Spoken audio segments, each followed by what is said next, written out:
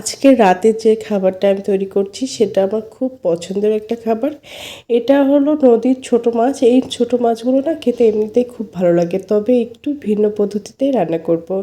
এখানে পরিমাণ মতো লবণ, হলুদ, তারপরে মরিচের গুঁড়া, পেঁয়াজ কুচি, রসুন কুচি আর অনেক করে একটু কাঁচামরিচ দিয়েছি। এই রান্নাটা কিন্তু একটু ঝাল ঝাল হলে বেশ ভালো হয়। আর এর সাথে দিব পরিমাণ মতো তেল, একটু পরিমাণ মতো তেল দিয়েছি। আর এখানে নিয়েছি লাউয়ের পাতা। এই লাউয়ের পাতায় মোড়ায় এই বড়াটা খেতে যে এত ভালো লাগে, এটা আমার কাছে পাতুরি। আসলে এভাবে এই পাতুরিটা করে দেখতে পারো তোমরা, খুবই মজার হয়। গরম ভাতের সাথে এই পাতুরিটা থাকলে আর কিছুই প্রয়োজন হয় না। আমার তো আসলে এই পাতুরি থাকলে আর কোনো কিছু দিয়েই খেতে মন চায় না। যাই হোক, এভাবে দুইটা করে পাতা নিয়েছি লাউয়ের, আর ঠিক এভাবে ভাঁজ করে দিচ্ছি। তোমরা তোমাদের পছন্দ মতো ভাঁজ করতে পারো। দেখো, আমার ভাঁজ করতে একটু অসুবিধাই হচ্ছিল, তারপরেও আমি করেছি আর কি।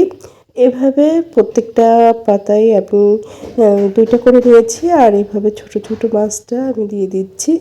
এই মাছটাকে দিয়ে খুব ভালোভাবে মুড়ে নিতে হবে। এভাবে খুব ভালোভাবে আমি একটু মুড়ে নিয়েছি। দেখো, একটু খেয়াল করে দেখলে তোমরা পেরে যাবে, যারা ভালো রান্না করতে পারো আর কি। আমি এভাবে মুড়িয়ে নিয়েছি। তো পরিমাণ মতো তেল দিয়েছি, তেলটাও কিন্তু খুব বেশি না, সামান্যই দিয়েছি।